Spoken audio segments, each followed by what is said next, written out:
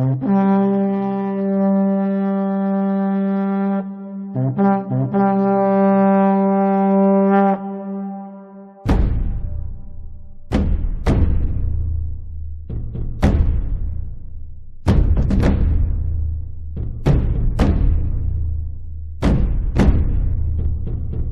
ahora, desde un lugar remoto en los Estados Unidos, con su anfitriona Graciela Umpierre, les presentamos profecías, misterios y otras cosas. Y ahora, con ustedes, Graciela. Hola amigos, bienvenidos a nuestro 7º programa. Hoy tenemos otra vez a nuestro invitado, Marco de León, pastor de la congregación hispana de la iglesia Beth Israel. Pero antes de darle la bienvenida, quisiera aclarar algo que dije la semana pasada y que aquellos que me conocen me dijeron que aclarara. Dije que crecí en la iglesia evangélica, pero a lo que me referí es que cuando Dios me recogió, hace unos 20 años, ahí empecé a crecer espiritualmente en una iglesia evangélica. O sea que no es que crecí desde niña en una iglesia, sino cuando el Señor me rescató ya siendo adulta. Así que ahora, si están listos, vamos. Bienvenido a nuestro programa, Marco. Gracias por haber aceptado nuestra invitación. Y bueno, estamos entusiasmadísimos para sumergirnos en el oráculo, así que te paso el micrófono y cuando tenga una pregunta te interrumpo. ¿Bien? Saludos amigos y hermanos que escuchan este 7º programa de nuestra amiga y hermana Graciela. Esperamos de que sea de bendición para sus vidas. En el capítulo anterior, en el 6º mensaje que se dio a través de este programa, se habló acerca del oráculo. Para recapitular un poco, para aquellas personas que no escucharon el anterior, estamos hablando sobre el libro El Oráculo del pastor Jonathan Cahn. Él es el pastor general de la iglesia Beth Israel, en la cual nosotros también pastoreamos juntamente con él. Él es el presidente de Hope of the World. Es una entidad que ayuda a los diferentes ministerios alrededor del mundo. Este libro, El Oráculo, vamos a recapitular un poco y tenemos que empezar por entender qué es un oráculo. Oráculo es alguien que pronuncia revelación divina, o consejo, o profecía. Es una autoridad a quien uno acude por revelación y verdad. Oráculo también puede referirse a la revelación en sí, a la verdad, a la palabra, el consejo, a la profecía o al mensaje dado. Este es en sí el oráculo. El oráculo es una revelación de la palabra de Dios en este libro. Este libro fue hecho de una manera en la cual el lector pueda sumergirse en él como un relato, como una historia. Tiene sus divisiones a través de puertas en las cuales entra la persona que recibe la revelación, y tiene 7 puertas. En el programa pasado estuvimos hablando sobre la primera puerta más que nada, pero pues tocaremos algunas otras cosas que pertenecen a las otras puertas. No podemos tocar la puerta por puerta porque sería demasiado. Necesitaríamos como mínimo unos 10 programas. Definitivamente. Pero queremos dejarles más o menos con la inquietud para que ustedes puedan buscar el libro, leerlo, ¿verdad? Y de esa manera poder enterarse de de toda la revelación que Dios tiene para su pueblo, no solamente para Israel, sino también para su vida. Hablamos del jubileo del año de 1517, los otomanos tomaron la tierra. Después, 7 jubileos después, hablamos del jubileo de 1867, cuando pasó el extranjero, pasó el medidor también, y cuando se revocó, se dio autoridad o se dio la orden por el Imperio Otomano para que se pudiera de nuevo comprar tierra. Y eso permitió que los judíos empezaran de nuevo a comprar tierra en Palestina. También estuvimos hablando de la unidad que existe entre la carne y el espíritu, la tierra y el espíritu. O sea, Dios va a devolver la tierra, van a regresar, va a ser el tiempo del jubileo cuando ellos decidan volver a Dios. Y vimos que en ese mismo año de 1867 se hace la primera reunión mesiánica en Inglaterra, donde se reunieron por primera vez varios rabinos judíos creyentes en el Mesías para poner las pautas de lo que sería o de lo que hoy es el movimiento mesiánico mundial. Ahora vamos a entrar en lo que es el siguiente jubileo, y tenemos que recordar, hacer énfasis en qué es un jubileo. Jubileo es la celebración del pueblo de Israel establecida por Dios para que se celebrara cada 50 años. Tenían que contar 7 veces 7 de años. O sea, 49 años, y en el año 50 celebrar ese año como una fiesta al Señor, pero también era el año en que toda la gente recibía sus tierras de nuevo. Si habían rentado la tierra, si la habían vendido, no podían venderla ¿verdad?, a perpetuidad, sino que se vendía solamente por las cosechas que podía dar antes de que viniese el jubileo. Cuando llegaba el año del jubileo, la tierra nuevamente regresaba a su dueño, ¿verdad? Por lo tanto, es bien importante que entendamos, porque este libro, el oráculo, es los misterios del jubileo que son revelados. Entonces, el siguiente jubileo, después de 1867, viene a ser el año de 1917. Y en 1917 nosotros vamos a encontrar que Dios empieza a preparar para que el pueblo pueda regresar, retornar, tener su jubileo de retorno, de regresar a su tierra. Y aquí nosotros lo que estamos viendo es de que hay una guerra mundial, 1917. En junio de ese año hay una persona encargada del ejército inglés que tiene que entrar y recuperar lo que es Palestina. Pero el ejército está desmoralizado porque han tenido 2 batallas y las han perdido. En junio es cambiado el general a cargo de las tropas y se pone a general Allenby. De ahí entra a Israel y procede a vencer a los otomanos, batalla tras batalla, hasta llegar a Jerusalén y poder libertar a todo el pueblo de Israel. Ahí cambia de manos. En 1517 los otomanos tomaron esa tierra, y en 1917 los otomanos tienen que salir de esa tierra. Ahora, tengo entendido que él entra caminando a Jerusalén, se baja del caballo y entra caminando, ¿no es así? Así es. Desde niño él con su madre oraban. Era, ¿verdad?, para aquel tiempo, a finales de los años de 1800, principios de los 1900, había un avivamiento en Inglaterra muy grande, y había mucha gente orando, mucha gente clamando a Dios. Y la madre de Allenby era creyente, y una de sus oraciones era que Dios restaurara al pueblo de Israel su tierra. O sea, tenían eso bien presente. Todo el creyente a través de la historia ha entendido que Israel tiene que regresar a su tierra. Así es. Se supone, ¿verdad? Que tenían que entenderlo eso, porque eso es lo que está en las escrituras.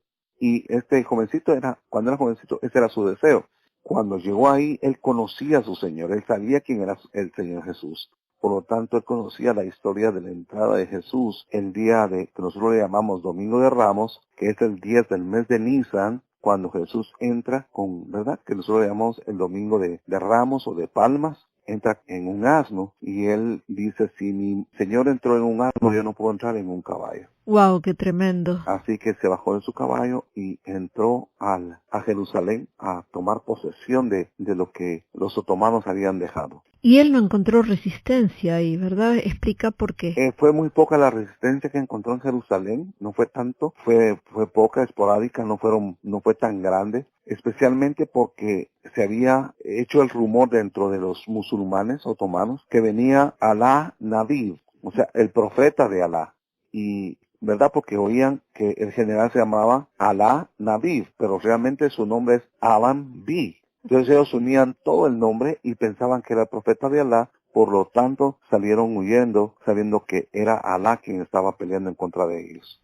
¡Wow, qué bárbaro, qué grande que es Dios! Esto fue a finales de octubre. Ahora, en el mismo tiempo de octubre, Dios está haciendo algo en Inglaterra, y se está procediendo a tener una resolución en Inglaterra que le da autoridad al pueblo de Israel para que regresen a su patria. Es por primera vez desde el año 70 o 73, 74, cuando cae Masada, es por primera vez que el pueblo de Israel tiene autorización de la potencia mundial que rige el mundo, que en este caso es Inglaterra, que ha ganado la Primera Guerra Mundial con la ayuda de Estados Unidos, que le da la autorización al pueblo de Israel para los judíos, para que puedan retornar a su tierra. Nunca antes había acontecido eso.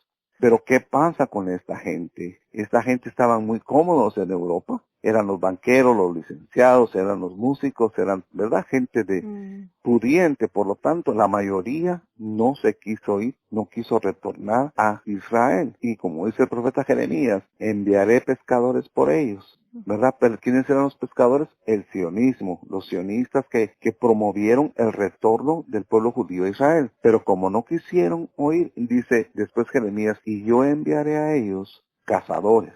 ¿Quiénes fueron los cazadores? Los nazis. O sea que después de que fueron cazados como animales a través de la Segunda Guerra Mundial, entonces todos quisieron regresar, ¿verdad? Y todavía aún hay un grupo de judíos en Europa que se quedaron ahí, que nunca regresaron. Ese 1917 es el principio de lo que es el regreso, el jubileo para que el pueblo de Israel pueda retornar de nuevo a su tierra. Es bien significativo porque es cabal el mismo año del jubileo que se hace esta declaración y la importancia que tiene hasta el día de hoy. Pero también hay algo más importante también que pasa en ese día. Y es la profecía del libro de Isaías, que dice que en aquel día, dice, yo los libraré como pájaros. Y se habla de pájaros como que pájaros son los que fueran a liberar al pueblo de Israel. Es bien curioso, porque para 1917 comienza la aviación a ser utilizada en la guerra. Y los aviones ingleses pudieron dominar a la aviación alemana que estaba en el Medio Oriente. Cuando Allenby está entrando a Jerusalén, son aviones los que están sobrevolando las partes de Israel. O sea, como que fueran pájaros, el Señor liberó al pueblo de Israel. Wow. Es bien tremendo cómo la palabra se va cumpliendo, las profecías, cuando la buscamos y entendemos, vamos viendo cómo Dios va poniendo todo junto, todo de una manera en que su palabra se convierte en vida. Esa declaración de Balfour Declaration, que le llaman la declaración de Balfour, es la que le da autoridad al pueblo de Israel de retornar a su país, de retornar a su tierra. Ahora, después de esto, el pueblo de Israel no quiere regresar y entonces viene el siguiente, vamos a llamarle el siguiente jubileo dentro del jubileo, vamos a ponerlo de esa manera. ¿Por qué?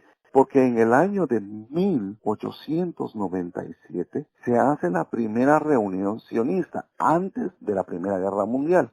Se hace la primera reunión sionista por medio de Teodoro Herzl. Él reúne a todas las mentes brillantes de Europa judías para establecer cómo van a ser Israel de nuevo. Tenían ya en su mente el hecho de querer regresar a su tierra después de 2000 años. Recuérdese el oyente de que para el pueblo de Israel estar errando en todo el mundo y no unirse a las otras naciones, solo ahí hay un milagro de que no se desaparecieran a las naciones donde fueran, sino que mantuvieran su identidad, mantuvieran sus fiestas que son fiestas de cosechas, y ellos en los lugares donde iban ni siquiera se les permitían tener tierras. Entonces, ¿cómo celebraban fiestas de cosechas sin tener cosechas? Es una cosa que no tiene lógica. Y siempre cuando se terminaba la fiesta de la Pascua, el Pesaj, que es en abril, siempre se decía la Shana Torah Jerusalén. El próximo año la celebraremos en Jerusalén. Y el próximo año, así estuvieron por cientos y cientos y cientos y 2000 años. Con 2000 años diciendo, y el próximo año lo celebraremos en Jerusalén. Y entonces en 1897 se hace esa reunión. Cuando se termina la reunión, Teodoro Herzl escribe en su diario como una profecía. Dice, yo no sé si en 5 o en 50 años, pero yo creo que hoy he fundado el Estado de Israel. Y 50 años después, cabal, en la misma fecha, para noviembre de 1947, 50 años, ¿verdad? Del 1897 a 1947 son 50 años. Y ahí en ese noviembre es cuando las Naciones Unidas toman el voto para que Israel sea de nuevo una nación. Pero lo tremendo de esto es de que mientras que se está llevando a cabo todo lo que tiene que ver con el regreso de Israel, el voto de las Naciones Unidas, en el mismo tiempo, en el mismo ¿verdad? En los mismos meses se encuentran los rollos del Mar Muerto, en ese mismo año de 1947. Y uno de los importantes que estudia los rollos del Mar Muerto está atento a la votación de las Naciones Unidas por medio de su hijo. Su hijo está en la sala y él está en su oficina tratando de descifrar qué decían los rollos del Mar Muerto. Y cuando el hijo decía, en Guatemala votó por Israel, y este otro votó en contra, y cada voto se lo iba diciendo cómo era que iba. Dios resucitando la lengua de Israel y resucitando al mismo momento la nación de Israel. Algo que solamente Dios puede poner junto. Este es un buen momento para hacer una pausa, así que nos vamos a los anuncios y volvemos. ¿Será posible que haya un misterio detrás de los acontecimientos de nuestro mundo, de los líderes de nuestro tiempo y del curso de nuestras vidas? Jonathan Cahn, uno de los autores de mayor venta en el listado del New York Times, con El Presagio, El Paradigma y El Libro de los Misterios, ahora lanza su nuevo libro, El Oráculo, Los Misterios del Jubileo Revelados. En El Oráculo, Cahn abre un misterio tan grande que ha determinado todo, desde el surgimiento y la caída de los imperios mundiales, las dos guerras mundiales, los eventos actuales, la profecía de los últimos tiempos y mucho más. ¿Podría una antigua profecía y una misteriosa ordenanza dada en un desierto del Medio Oriente hace más de 3000 años determinar los acontecimientos de nuestros días? ¿Podrían algunas de las personas más famosas de la historia moderna y los acontecimientos actuales estar vinculados en secretos y este misterio? Incluso el presidente actual de los Estados Unidos. ¿Podría esta antigua revelación identificar los eventos de nuestros tiempos hasta el año o incluso el día? ¿Existe un plan maestro que afecta el mundo entero y que altera el curso de la historia? El oráculo lo llevará a un viaje épico a través de 7 puertas de revelación y visiones para abrir los misterios. El extranjero, La ciudad perdida, El hombre con la línea de medir, El día de los leones y mucho más. Al igual que con otras obras de Cahn, los misterios del oráculo son absolutamente reales, impresionantes y que cambian la vida. Vea el mundo como nunca lo había visto antes y descubra lo que depara el futuro. El Oráculo, por Jonathan Cahn, publicado por Frontline Books, disponible en Amazon y donde se venden libros excelentes. Un libro diferente a todos los que haya leído. Prepárese para quedar deslumbrado. Estamos de vuelta en Profecías, Misterios y otras cosas con nuestro invitado Marco de León, así que Marco, por favor, continúa. Cuando nosotros vemos en el jubileo siguiente, sería el jubileo de 1917. Cuando hablamos de 1917, sería 1967. Sería el próximo jubileo después de la declaración de Balfour, cuando se les da autoridad al pueblo de Israel que regrese, se les da el jubileo de regresar. Ahora en 1967 se tiene que cumplir entonces el próximo jubileo. ¿El próximo jubileo cuál sería? De retornar a su tierra. ¿Cuál era la tierra más importante del pueblo de Israel? La tierra de Jerusalén, la ciudad sagrada, la ciudad santa. O sea que en el 1948 se le restaura la nación y en el 1967 lo que después pasa a ser la capital. Y es bien importante, si entramos en pequeños detalles, ¿verdad? Que son detalles muy grandes. Son 19 años del 48 al 67. Pero el jubileo es algo que pone en retroceso, vamos a ponerle como marcha atrás de lo que pasó antiguamente. Voy a tratar de explicarles. Que Israel cayó en el 605 antes de Cristo por los babilonios. Exacto. 19 años después fue destruido Jerusalén, ¿verdad? Llegaron y destruyeron a Jerusalén, quemaron el templo y se llevaron todo lo demás. Exacto. 19 años después. Ahora, primero ahora viene la restauración de Israel y 19 años después la restauración de Jerusalén. ¿Y esos 19 años también se cuentan en periodos de 50? Es por eso estoy diciendo, si entramos en detalles pequeños vamos a poder ver esas cosas que son años que son específicos, que son marcados por la historia, que Dios los vuelve de nuevo a manifestar, pero de una forma como que fueran de retroceso. Ah, ok. Lo vamos a ver también aquí, por ejemplo, en el año de 1967, viene la batalla de los 6 días. Pero, ¿cuál fue el último lugar que Israel estuvo antes de perder Jerusalén? Fue Masada. Masada la perdieron aproximadamente, se cree que en la primavera, comenzando a primavera-verano, más o menos como en el mes de junio del año 74 después de Cristo. Entonces, Israel tenía que regresar primero a Masada para después ir a Jerusalén. Si esto que te estoy hablando funciona como yo te digo. Claro. Porque va en retroceso. Y eso fue lo que sucedió. Exactamente con los días cabales del tiempo en que cayó Jerusalén y después cayó Masada. Ahora se revierte todo y aproximadamente en el año de 1963, 63, el ejército de Israel van hacia Masada.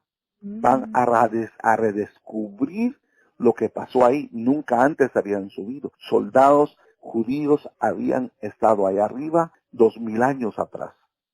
Ahora soldados judíos van hasta Masada para ir y ver qué es lo que había pasado ahí. Y ahí encuentran incluso semillas en comida, de dáctiles y tantas cosas que tenían ellos para alimentarse. Y si nosotros pensamos por qué la comida se quedó ahí, por qué los romanos no la utilizaron, por qué no la destruyeron, porque en aquel tiempo estaba de moda. ¿Qué era lo que estaba de moda? Envenenar. Envenenar a la gente. Entonces, si los judíos se quitaron la vida, más de 900 personas allá arriba en Masada se quitaron la vida para no caer en manos de los romanos, estos pensaron, estos de plano, que antes de morirse, envenenaron la comida para que nosotros después también muriéramos. Así que dejaron todo como estaba, solo vieron que estaba todo limpio y los romanos se fueron de regreso para Roma. Estaban cansados de estar ahí. Wow. Ahora, llega el pueblo judío de regreso 2000 años después con sus soldados y ven y encuentran todo de nuevo. Y en la sinagoga encuentran un pedazo de las escrituras en el profeta Ezequiel, donde dice, y yo descubriré vuestros sepulcros. Y el pueblo judío descubriendo sus propios sepulcros en Masada. Ahora, esto es antes de que Jerusalén sea restaurado, porque ese es el orden inverso de regresar, de retomar lo que se había perdido, entrar en posesión de lo que se había perdido. Entonces, ahora después, en el mismo tiempo exacto, sin que los judíos lo supieran, sin que ellos lo pusieran, ok, ahora nos toca que hacer esto. Ellos no sabían nada, porque ellos entraron en la guerra de los 6 días por algo que los rusos, Dios utiliza todo, hasta los ateos usa el Señor. Y los rusos enviaron un informe falso a los egipcios y por lo tanto los egipcios se prepararon para atacar a Israel y destruirlo. Y Israel tiene que actuar de inmediato para poder hacer un ataque preventivo. Y eso comienza el 5 de junio de 1967. El 5 de junio de 1967 comienza el ataque y de esa manera Israel en la guerra de 6 días retoman de nuevo la capital, Jerusalén. Pero ¿qué pasa con esto? Las Naciones Unidas nunca aceptaron que Jerusalén fuera la capital del pueblo de Israel. Pusieron una tras otra denuncia y levantaron actas en contra de Jerusalén, de Israel, de los judíos, más que ningún otro país, más que todos los países juntos, tratando de prevenir de que Israel tomara Jerusalén como posesión de su capital. Es increíble porque si algún país tiene derecho a su capital es Israel. Exacto. Jerusalén es la única capital que el pueblo de Israel ha tenido desde los tiempos de David. Y es interesante que es el único país donde otros países deciden qué es lo que sucede con ese país. Sí, a Guatemala no se le va a decir que cambie su capital, ni a Argentina, ni a México, ni a cualquier país, solo a Israel. A nadie puede meterse con nadie, pero con ellos sí. Y cualquiera dirá, pero es que como es un país reciente, entonces las Naciones Unidas, es que todos los países del Medio Oriente son recientes. Todos los países después de la Segunda Guerra Mundial, casi todos pues se fundaron, incluso Pakistán, India, toda esa gente, ¿verdad? Después de la Primera y Segunda Guerra Mundial no tienen 100 años todavía, o como 100 años tienen algunos países como Irak, Siria y todo, de que fueron nuevamente delineados y se les dio autonomía y autoridad para que fueran países. Lo mismo que Israel. Pero como sabemos de que el enemigo de nuestras almas no desea que Jerusalén esté en posesión del pueblo judío, porque entonces su fin está cerca, él va a tratar todos los medios para impedir que el pueblo de Israel obtenga esa bendición de tener su ciudad. Pero hay algo bien tremendo, bien importante, porque en el mismo lugar donde Isaías habla de que usaría pájaros para liberarlos, también dice, y en aquel tiempo yo seré como un león y como cachorro de león para el pueblo de Israel, y yo pelearé por ellos. Y en esa guerra de los 6 días ocurrieron tantas cosas proféticas que recordemos que Jerusalén era la ciudad de ¿quién? Era la ciudad de David, pero especialmente era la ciudad de los sacerdotes, porque era el único lugar donde los sacerdotes podían ministrar. No tenían, los sacerdotes no tenían herencia, no tenían otro lugar. La herencia de ellos era el templo, era Jehová, era Dios. Entonces, pasaron tantas cosas ahí, tan tremendas. En primer lugar, no sé ni cuál contarles, pero bueno, vamos a comenzar estaba hablando de los león y el cachorro de león. Había una unidad que se llamaba la unidad de los leones en el sur de Israel, pero cuando vieron de que queriendo apoyar para prevenir cualquier ataque de Egipto, pero cuando vieron que habían vencido rápidamente, esta gente mandaron a llamar a esta unidad y la pusieron sobre el monte Scopus. El monte Scopus está a la par del monte de los Olivos. Desde ahí es donde los romanos tenían su campamento para cuando atacaron a Jerusalén y lo destruyeron. Y en ese monte Scopus, ahí estaba esta unidad, la unidad de los leones. Ahora, se le envía un aviso al que está a cargo de esta unidad. El aviso va por medio de uno que su nombre es Aries, que significa león. Y el que está recibiendo la notificación de que pueden atacar, también su nombre es León. Wow, qué bárbaro, qué coincidencia con los nombres. Y hay otro que su nombre es Goriel, que significa cachorro de león. Oh, wow. Y cuando reciben, ellos no saben nada, no tienen ni idea. Cuando reciben esa notificación, bajan y entran por la parte oriental y entran por la puerta de los leones. Sí, no es que la madre le dijo, lo voy a llamar así porque algún día él será esto. Es una cosa increíble. Tremendo. Cómo sí. Dios utiliza todo, nombres, todo. Wow. ¿Y podés contar del que tocó el shofar? Entonces entramos, ¿verdad? Y está la guerra, se empieza la guerra dentro de Jerusalén, ¿verdad? Callejón por callejón, porque ahí no son calles adentro, son callejones pequeños. Y con ellos va un hombre que está celebrando su año 50. Este hombre es yerno de un sacerdote.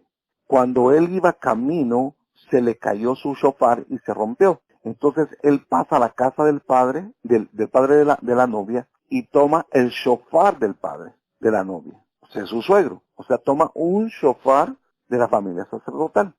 Y él entra juntamente con los soldados, y estando ahí adentro, suena el shofar del jubileo. Pero al estar ahí, manda a que vayan a buscar a su suegro, y que vayan a buscar a otro hombre más, que estaba en ayuno hasta que Jerusalén fuera, o sea, él tenía un voto nazareno. Uh-huh.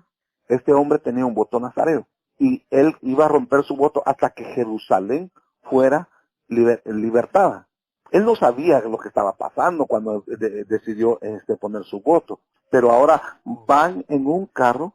El nombre en hebreo de los sacerdotes es Kohanim y tiene que ver con los apellidos Cohen, Khan, ¿verdad? Los que son de esos apellidos pues son sacerdotes. Sí, exacto. Y el chofer que va es de apellido Cohen, es un sacerdote.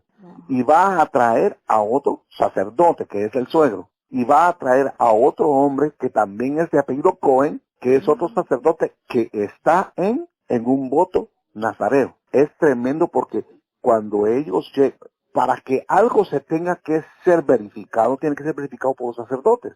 O sea, el jubileo tiene que ser por medio de los sacerdotes. Ellos tienen que señalarlo, ratificarlo, aceptarlo, promulgarlo, todo.